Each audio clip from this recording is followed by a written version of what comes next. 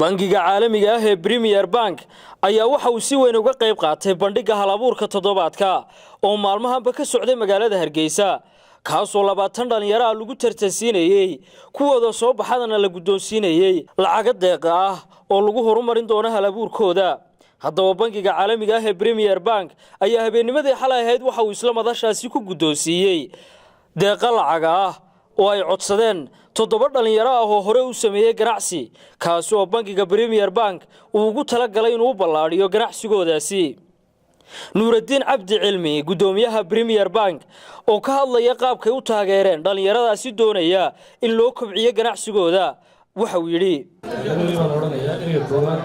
waxaan u mahadnaqayaa shaqadoon barnaamijka waxbarashada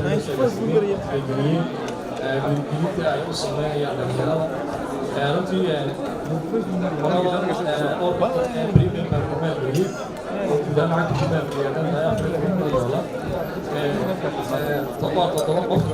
oo min $2,000 noqonaysa shaqadoon markaan ka wada hadlaynay barnaamijka ay soo bandhigeen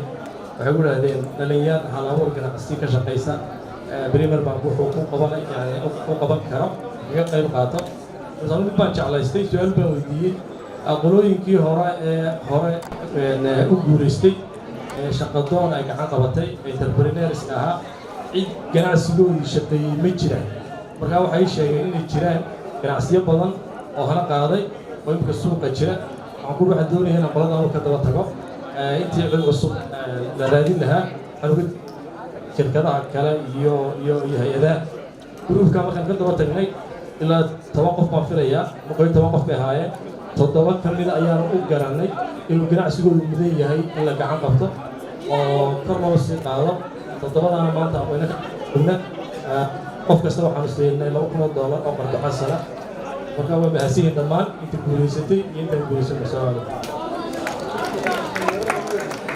وعيدروس بيرشيا تلفزيون Universal Hargeysa.